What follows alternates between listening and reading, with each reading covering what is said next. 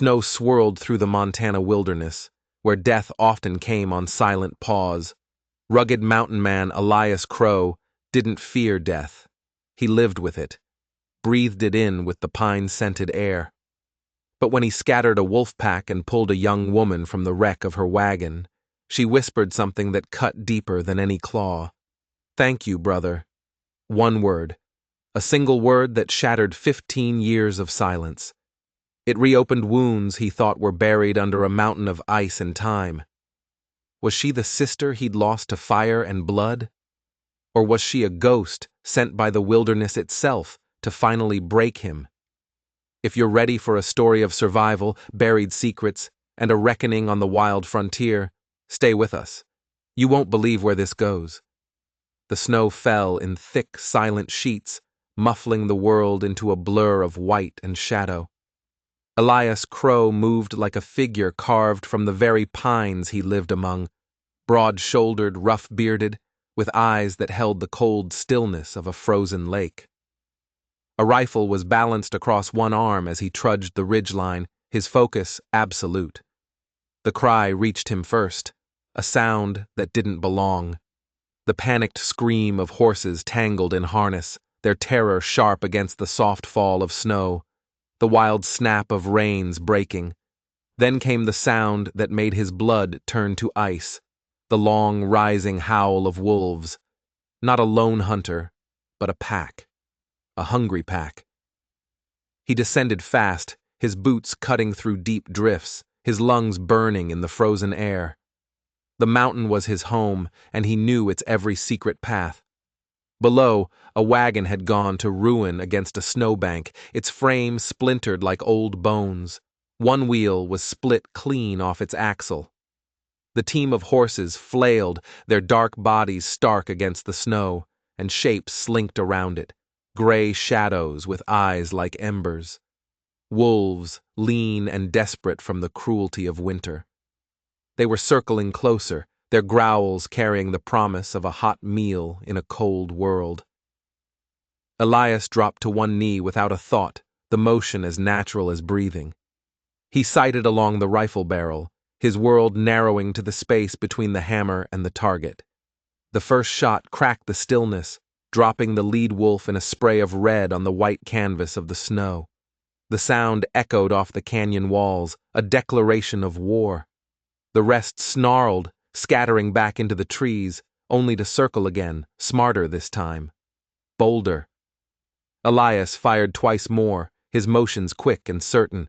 It was the rhythm of survival, a dance he'd learned and perfected over years spent alone in these mountains. Load, aim, fire. When one wolf broke from the pack, trying to flank him, teeth flashing in a silent snarl, he didn't even hesitate. He swung the rifle like a club, the stock connecting with a bone-cracking force that shuddered up his arms. The beast crumpled into the snow, and that was enough. The pack, sensing this two-legged prey was more predator than they'd bargained for, fled into the dark line of timber, vanishing like smoke. Silence returned, broken only by the frightened whimper of the horses and the hiss of Elias's own breath. He lowered the rifle, his eyes scanning the wreck.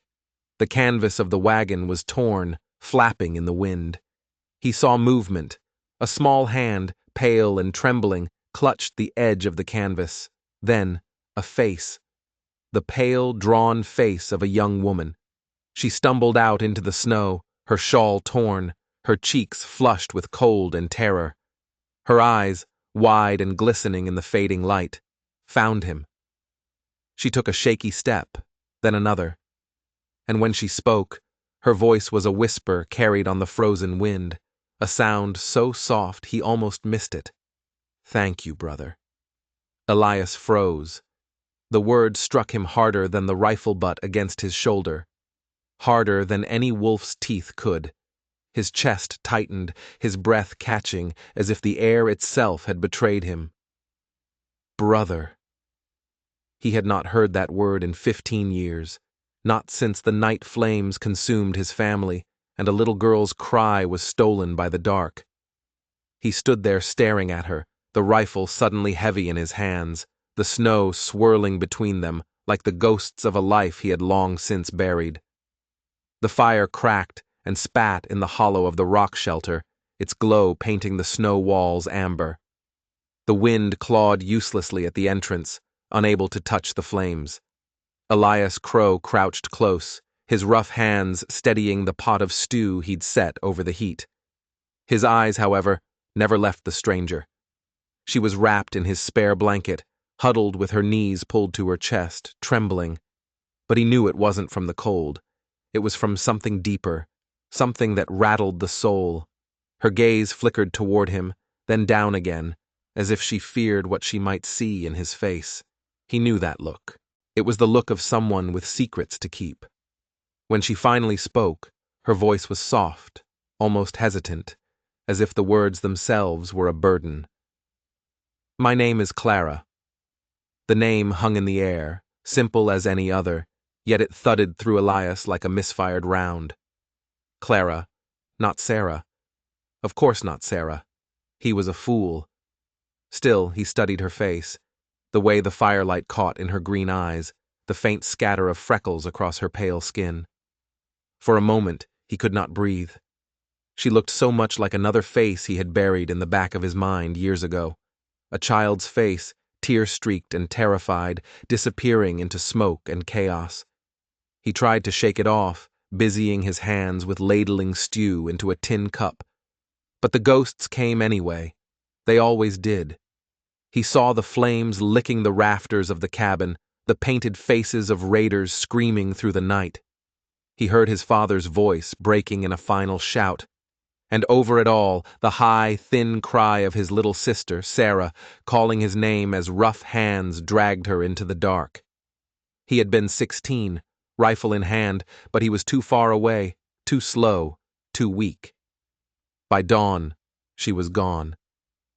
The raiders had vanished, leaving nothing but ashes and blood. By the end of that first winter, he had convinced himself she was dead. It was the only way to survive the crushing weight of his failure. Now, 15 years later, here sat a woman with his sister's eyes, her voice carrying a softness that pierced through the hard bark of solitude he had wrapped around himself. Elias forced himself to speak, though his voice rasped from disuse.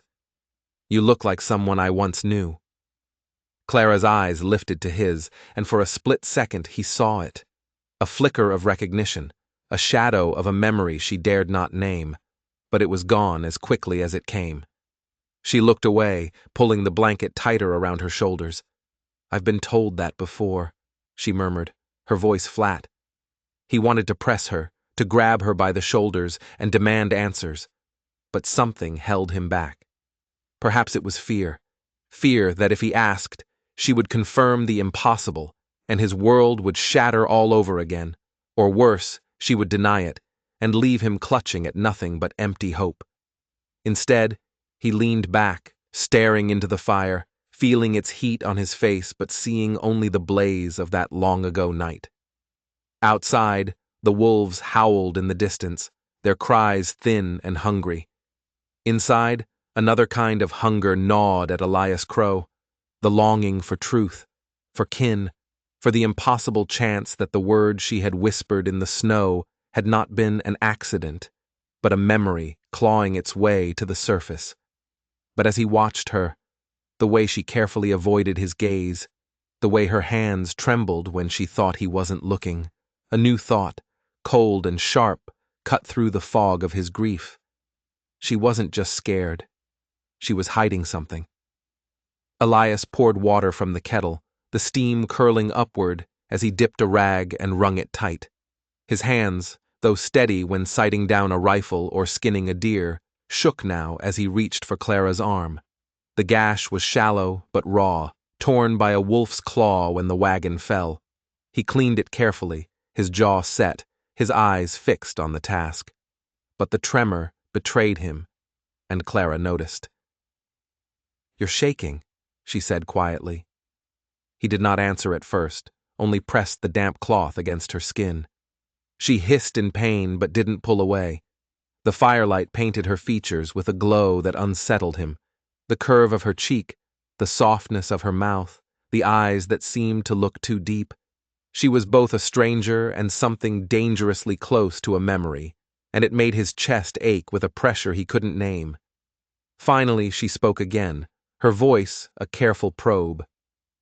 "When I called you brother, out there in the snow, why did it strike you so hard?" Elias stilled. The rag hung limp in his hand.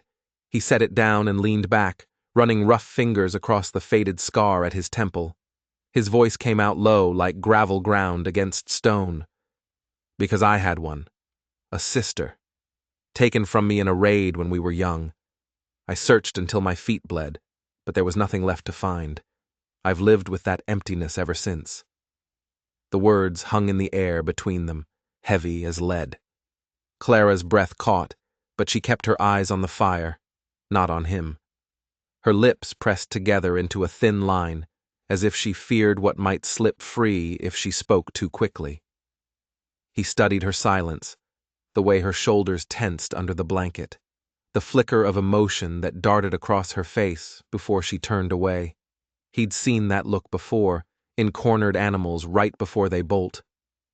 "You remind me of her," Elias continued, his voice softer now, as though speaking to himself. "Same eyes, same voice, near enough that it cuts me to hear it." Clara's hands tightened around the edges of the blanket. She didn't deny it, but she didn't meet his gaze either. The fire popped, sending a shower of sparks up into the smoke hole, and for a long moment, only the wind filled the silence.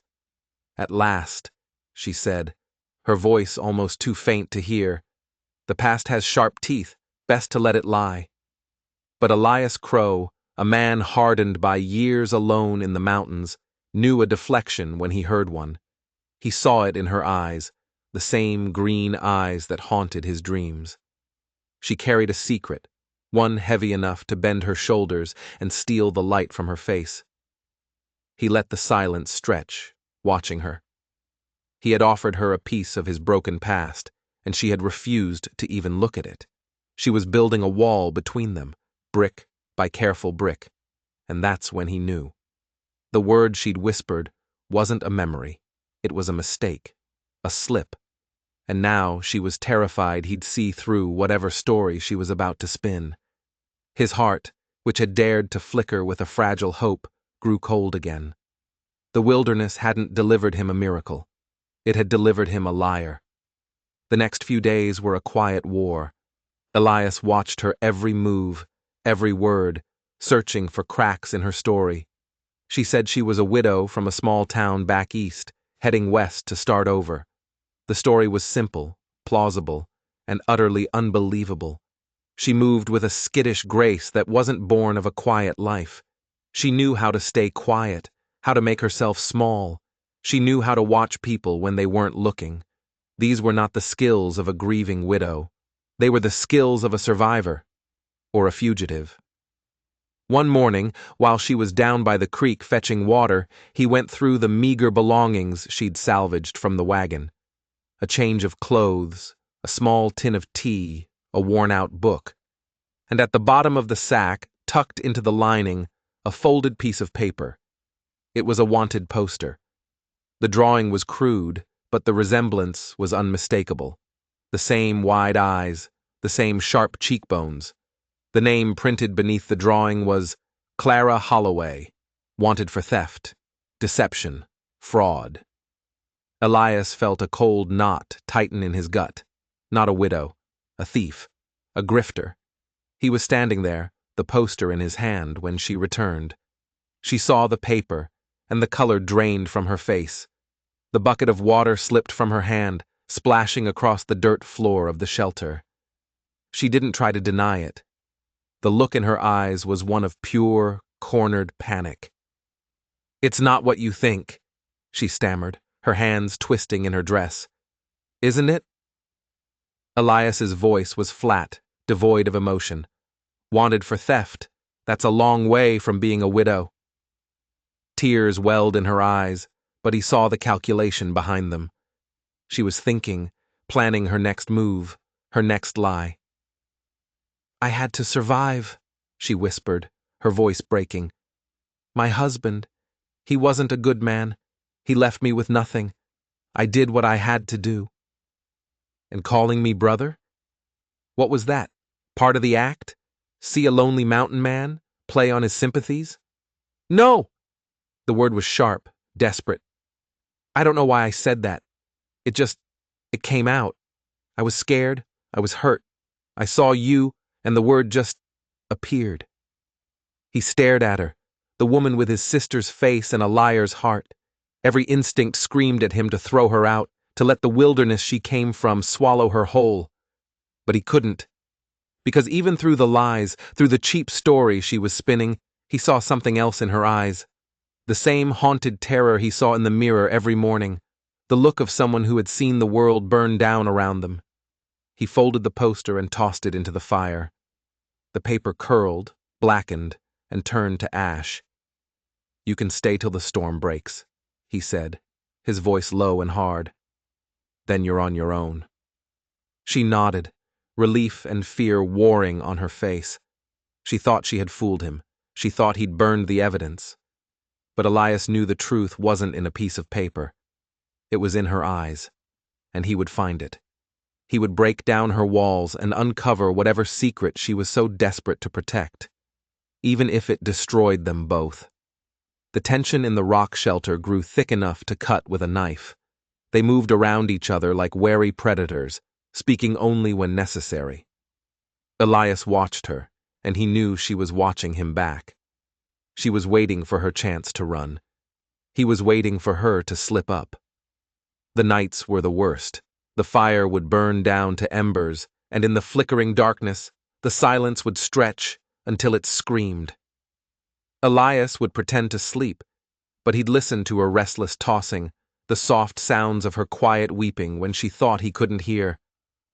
One night, as the wind howled outside, he saw a glint of silver in the firelight. It was a locket, hanging from a chain around her neck. She held it in her hand, her thumb tracing patterns on its surface. He'd seen her do it before, a nervous, protective gesture. But this time, the light caught it just right. He saw the grooves worn into its face, not just decoration, but marks, a clumsy, childish carving, a sunburst. His blood ran cold, his hands stilled, his heart hammered against his ribs like a trapped bird. He had carved that sunburst. He had sat by the creek behind their cabin, a boy of 12, and spent a whole afternoon carving that exact pattern into a silver locket with his father's knife, a gift for his sister, Sarah, on her 7th birthday. He leaned forward, his eyes narrowing. His voice came out as a low, dangerous command. "Where did you get that?" Clara's hand flew to her throat, covering the locket. Her eyes were wide with a fresh wave of panic. "It was a gift," she said quickly, too quickly. "From my mother." "You're lying," Elias said, his voice rough as gravel. He set his own knife aside and reached out, not touching her, but pointing a trembling finger. "I made that, years ago, for my sister." The color drained from her face. She looked away, her shoulders tight. "You shouldn't say that." "Say what? That you're carrying a piece of my past around your neck? That you have my sister's eyes and my sister's locket? Don't tell me it's another coincidence." Her breath trembled out. For a moment she looked like she might bolt into the storm, taking her chances with the wolves rather than face him. Then, a change came over her. The fear in her eyes was replaced by a look of weary resignation, as if the burden of her lies had finally become too heavy to carry. "I stole it," she whispered, her voice hoarse. "I was working for a family back in Kansas.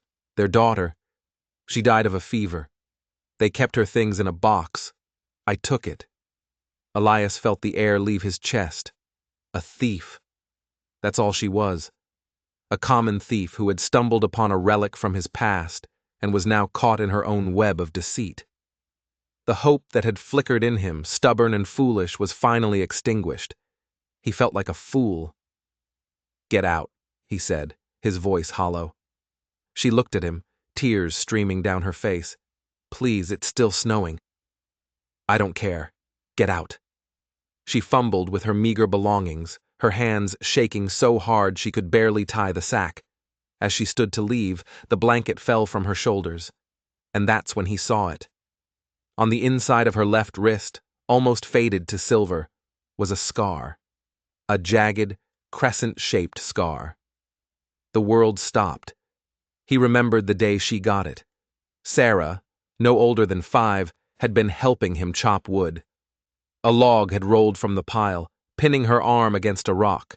The gash had been deep. He remembered carrying her back to the cabin, crying harder than she was. The locket could be stolen. A story could be a lie. But a scar was a piece of the past carved into flesh. He grabbed her arm. She cried out, startled. "This scar," he said, his voice a choked whisper. "Tell me you stole this too." She stared down at her wrist and then back up at him. The lies finally crumbled, and all that was left was the raw, terrified truth. "Elias?" she whispered, the name a question, a plea, a ghost on her lips. It was her. It was really her. But if she was Sarah, why had she lied? Why had she tried so desperately to convince him she was a stranger? The reunion was not a moment of joy, but of deep, unsettling confusion. What was she so afraid of? The truth, when it finally came, spilled out of her in a torrent of whispered words and broken sobs. Yes, she was Sarah. The raiders had taken her that night. She was sold, passed from one cruel master to another, until she ended up in the possession of a man whose name she spoke like a curse. Virgil Marrow. He was more than a master. He was a monster who collected beautiful things, and people were no different. He'd kept her for years, a bird in a gilded cage. He'd changed her name to Clara, telling her that Sarah was dead, that the past would only break her if she held on to it. She finally escaped, running with nothing but the clothes on her back and the locket she'd managed to keep hidden all those years. She'd been running ever since, drifting from town to town, stealing to survive, always looking over her shoulder. "But why did you lie to me?" Elias asked, his voice raw. "I'm your brother." She looked at him, her green eyes shimmering with unshed tears. "I didn't know who you were anymore," she confessed. "When I saw you, out there with the wolves, you weren't the boy I remembered. You were hard, dangerous. You killed them without a second thought. I was afraid. I didn't know if the brother I lost had become a monster himself." The words were a punch to the gut. He had spent 15 years becoming a survivor, honing his instincts, wrapping himself in a shell of cold pragmatism. He had done it to endure the pain of losing her, and in doing so he had become someone she couldn't even recognize. The weight of it settled on him, heavy and suffocating. They sat in silence for a long time, the fire burning low, the chasm of 15 lost years stretching between them. He was a stranger to her, and she to him. But the bond was still there, a faint, undeniable thread connecting their two broken lives. "This man," Elias said finally, his voice low and hard. "Virgil Marrow. He's the one who's hunting you?" She nodded, pulling the blanket tighter around herself. "His men tracked me to the last town. That's why I was in the wagon. I was trying to get deeper into the mountains, somewhere they'd never find me." Elias's hand tightened into a fist. The instinct he had buried under years of solitude and silence surged back, fierce and unrelenting. He would not stand idle this time. He would not fail her again. But then she told him the rest. The part she'd been too terrified to even think about, let alone speak aloud. The men who had raided their cabin all those years ago. The men with painted faces who had murdered their parents and dragged her into the night. "They weren't just random raiders, Elias," she whispered, her voice trembling. "I heard them talking that first night. They mentioned a name, the man who paid them." Elias leaned closer, his entire body rigid with tension. "It was Marrow," she said, the name a final damning piece of the puzzle. Virgil Marrow was the one who ordered the attack. The world tilted on its axis. Marrow wasn't just some villain from her more recent past. He wasn't a debt collector or a cruel master she'd met by chance. He was the architect of their family's destruction. The ghost that had haunted Elias for 15 years finally had a name, and he was coming for them. The morning broke gray and brittle, frost clinging to every pine needle and stone. Elias had been awake since before dawn, feeding the fire low to keep it from smoking, scanning the ridgelines. He knew they were being hunted. Sarah, he had to get used to calling her that again, sat close, the locket resting against her throat as if it were an anchor. Her eyes searched his face, but he kept his gaze fixed on the timberline. The sound reached them first, faint as a whisper on the wind, the crunch of hooves on crusted snow, the jingle of tack, the sharp cry of a crow startled from its roost. Elias's gut tightened. This was no wandering trapper or lost ranch hand. This was the deliberate, confident rhythm of men riding with a purpose. Virgil Marrow came into view like a dark stain spreading across the white valley. 6 riders with him, their coats long, rifles strapped across their saddles. Marrow himself sat tall in the saddle, his hat pulled low, a pale scarf bright against the drab winter landscape. His reputation as a merciless collector was known throughout the territories, but to see him in the flesh was something else entirely. He moved with the predatory grace of a wolf and the cold patience of a vulture. Sarah's breath caught beside him. He found us. Elias's hand closed around the stock of his rifle. He thought of that night, 15 years ago, the fire swallowing his home, the raiders' jeering voices, the small arms of his sister torn from his grasp. That shame had burned hotter than the flames. He had told himself for years that survival was enough, but looking at Sarah now, at the terror and defiance warring in her eyes, he knew the lie of it. Survival without redemption was just a slower death. Marrow reined in his horse just out of easy rifle range. His men fanned out, their movements practiced and efficient, like wolves herding prey. Marrow's voice carried across the cold air, sharp and clear. But he wasn't looking at Sarah. His eyes were fixed on Elias. "Crow!" he called out, a cruel smile twisting his lips. "Fancy meeting you here? I have to say I'm surprised. I never figured you for the kind to break a deal." Elias froze. "Deal? What deal?" Sarah looked at him, her brow furrowed in confusion. "What is he talking about?" "I don't know," Elias gritted out, his rifle still trained on Marrow's chest. Marrow chuckled, a low, rumbling sound that made the hairs on Elias's neck stand up. "Don't play dumb with me, Crow. The deal your father made. The gold." "Gold?" Elias's mind reeled. His father was a simple trapper, a homesteader. They never had any gold. "Your father found a rich vein on that pathetic little plot of his," Marrow continued, his voice dripping with condescending amusement. "He wasn't smart enough to get it out himself, so he came to me. We made a deal, 50-50, but the old fool got greedy. He tried to back out. The world seemed to spin around Elias. This couldn't be true. His father was an honest man, a good man. "So your father came up with a new plan," Marrow sneered. "He paid my men to stage a raid, scare his own family off the land so he could disappear with the gold and not have to split it. A clever plan, you have to admit. A bit heartless, maybe, but clever." The words hit Elias like a physical blow.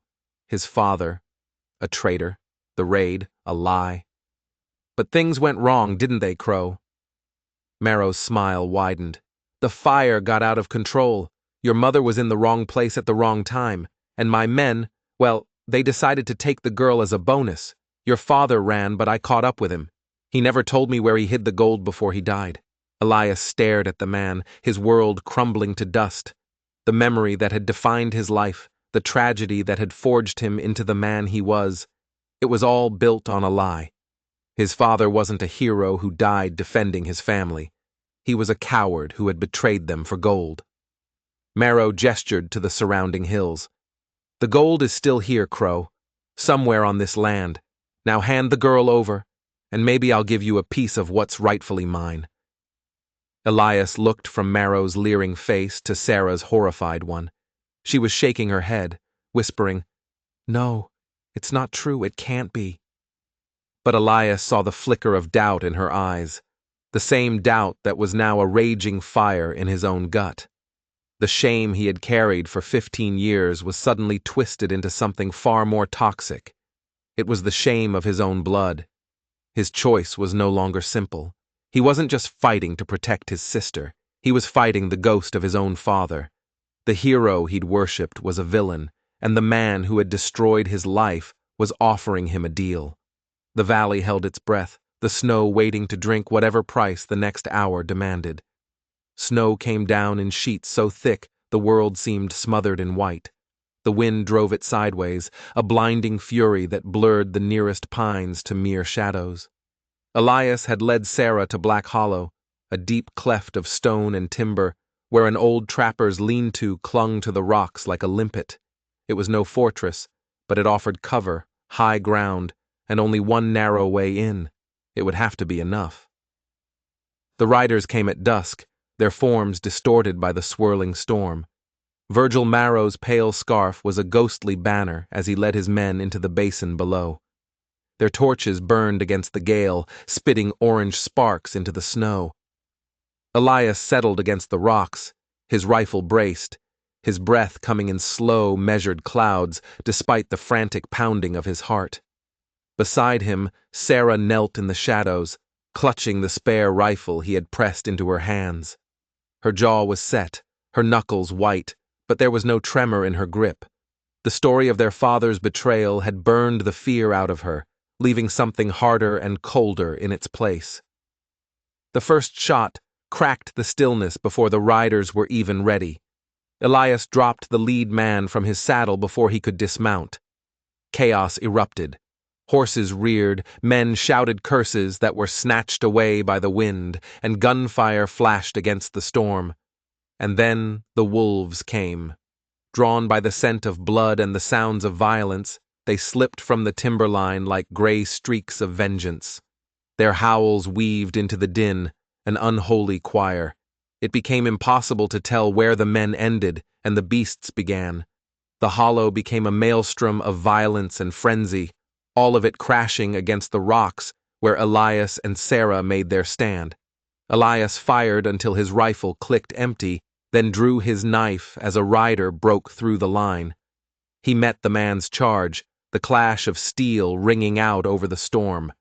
He fought with a cold, desperate fury fueled by 15 years of guilt and a fresh, raw betrayal. A rider closed in on his flank, pistol raised, but Sarah's shot rang out, sharp and true. The man toppled from his horse, his weapon falling uselessly into a snowdrift. She stared at the smoke curling from her barrel, her breath ragged, then reloaded with hands that were steadier than Elias could have hoped for. "Stay low," he barked, but there was no fear in her eyes now, only a terrible, righteous fire. She moved where he directed, firing from cover, her shots cutting down the shadows that pressed too close. Her courage burned as fierce as the flames of their burning torches. The fight raged on. Wolves tore into fallen men, their snarls mixing with human screams. The snow drank deep, turning from pure white to a muddy, trampled crimson. In a brief lull, as Elias reloaded, one of Marrow's men lay dying near their position. He was clutching a leather pouch to his chest. Sarah, moving quickly, crept out and snatched it before sliding back into cover. She ripped it open, her fingers searching for anything useful, ammunition, a weapon.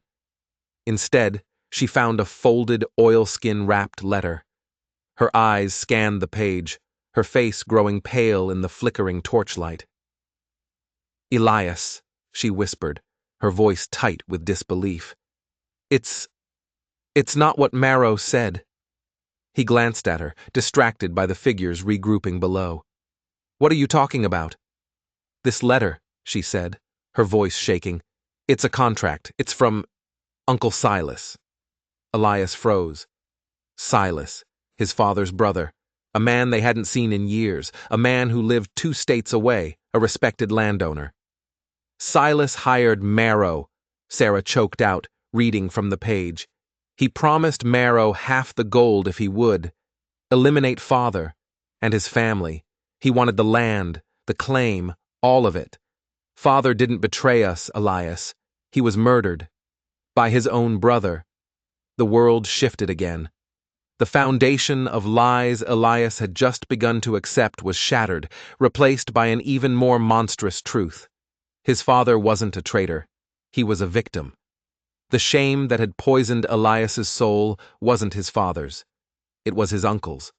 The rage that had been a cold, hard knot in his gut ignited into a white-hot inferno. He looked down into the hollow where Marrow was shouting orders, trying to rally his broken men. He was just a hired gun, a rabid dog sent to do another man's dirty work. The real snake was still out there, coiled and waiting, thinking he had gotten away with it. The battle for Black Hollow wasn't the end of their story. It was just the beginning of the real hunt. The storm had quieted, leaving only the soft hiss of falling snow. The hollow reeked of smoke and blood. The bodies of men and wolves lay scattered, half buried in the fresh drifts, their final moments frozen in time. Sarah crouched near the rocks, the letter from their uncle clutched in her hand, her knuckles white. Elias moved like a shadow among the wreckage, his rifle nearly spent, his knife slick with a grim mixture of red and black. He thought the fight was over, that the survivors had fled into the white. But then Virgil Marrow stepped out of the smoke, as if conjured by it. His scarf was torn, his hat was gone, and his eyes burned with a cold, murderous light. His pistol gleamed in the half-light. A dark stain was spreading across his shoulder, but he carried himself with the confidence of a predator who still believed he owned the ground he walked on. "Crow!" he rasped, his breath fogging the air. "You should have taken my bargain. We could have been rich." Elias said nothing. He only squared himself, his knife held steady in his hand.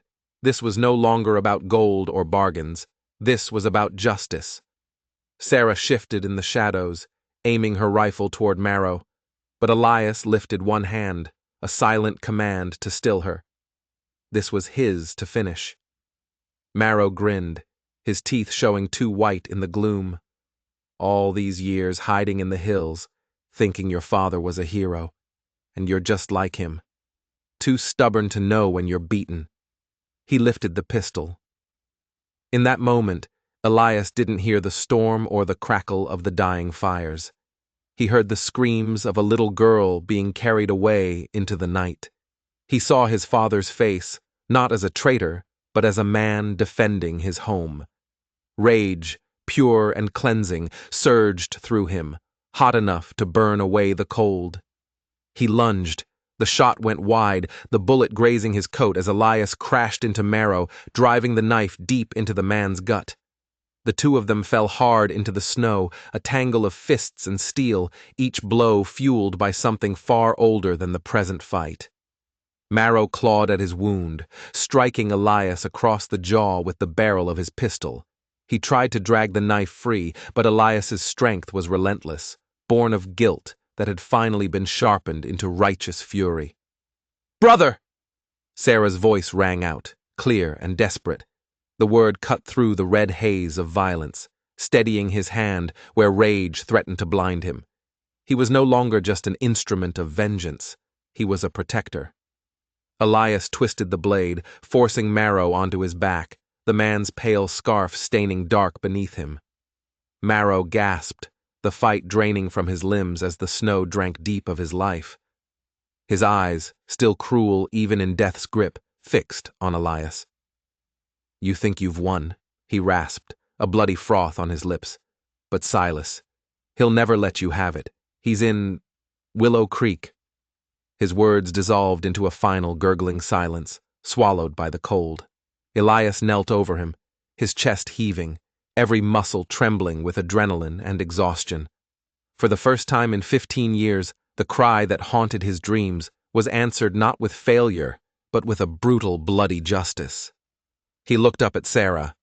Her rifle was still trained on the body, her eyes fierce and wet with tears. She lowered the weapon slowly. In the profound quiet that followed, surrounded by the carnage, Elias Crow knew the reckoning had finally come. But it wasn't over. Justice for Virgil Marrow had been carved into the snow. Justice for Uncle Silas would have to be sought out and taken. The fire in Black Hollow burned low, fed by the splintered remains of Marrow's torches.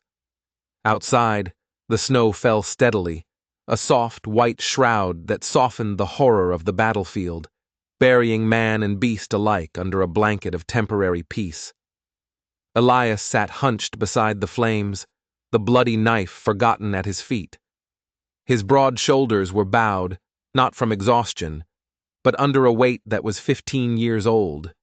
His hands, the same hands that had fought and killed without hesitation, now trembled like a boy's.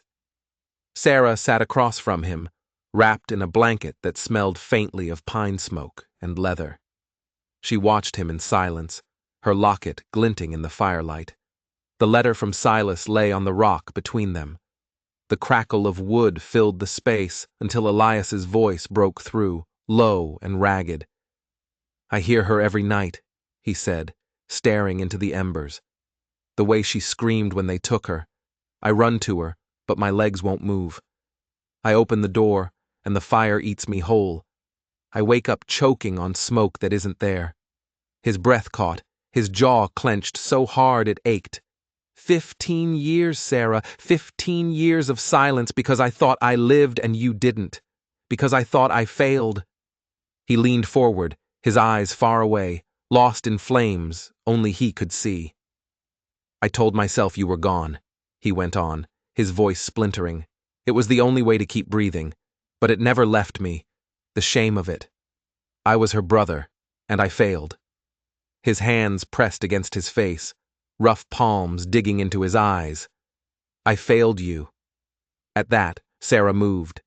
She crossed the narrow space and knelt beside him, her small hand reaching for his. For a moment he resisted, the shame too deep, too raw to be touched. But her fingers threaded through his, warm and steady. He finally lowered his hands and looked at her. "You didn't fail me, Elias," she whispered, her voice thick with emotion.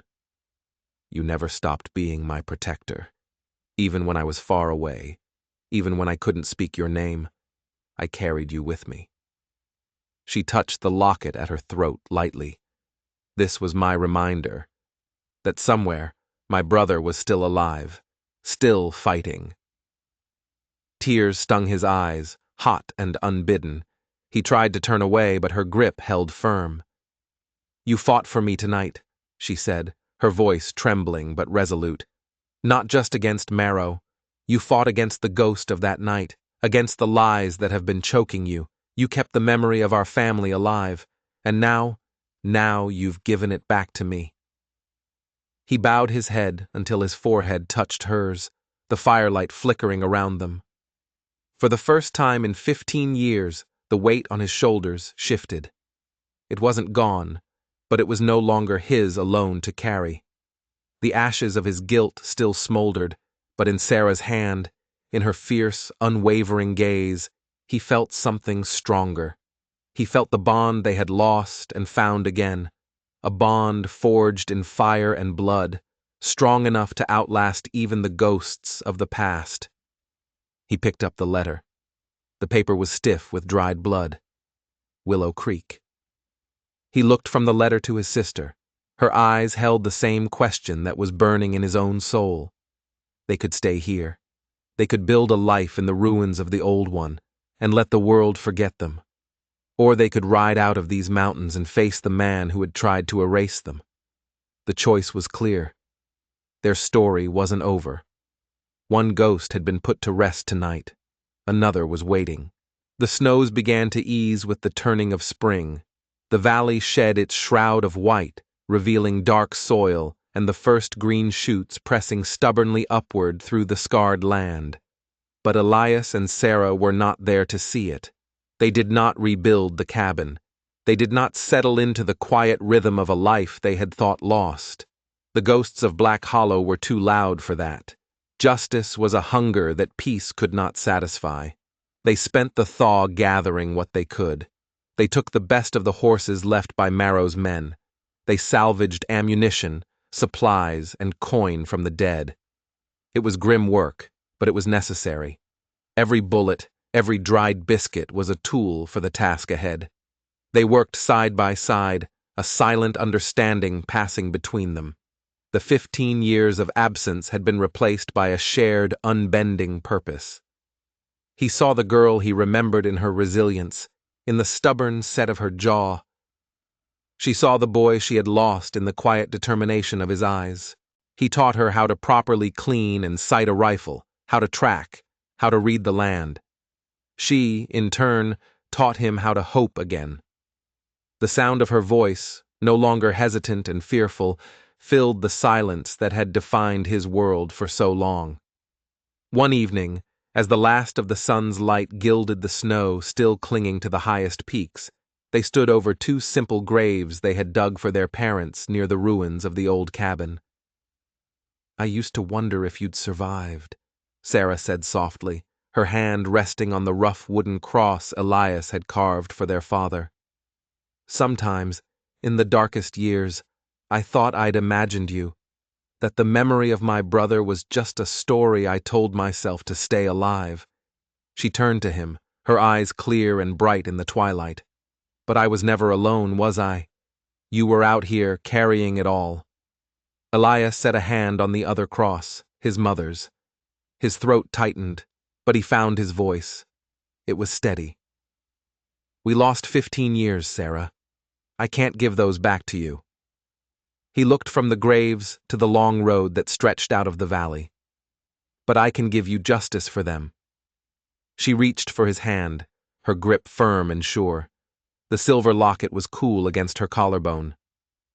"That's all I ever wanted, Elias. To face him. Together." The next morning, as the sun broke over the eastern ridge, they rode out. They didn't look back. The past was behind them, a land of ghosts and ashes. Ahead of them lay Willow Creek and a reckoning with their own blood. Brother and sister, lost and found, they were no longer just survivors. They were the debt that had finally come to be collected. They were proof that even in the harshest wilderness, some bonds can never be broken, and some sins can never be outrun. If you were gripped by this story of justice and survival, you're not going to want to miss what comes next. A story isn't over until the final score is settled. Click that subscribe button and turn on notifications, because the hunt for Silas Crow is just beginning, and you'll want a front row seat for the final unforgettable showdown.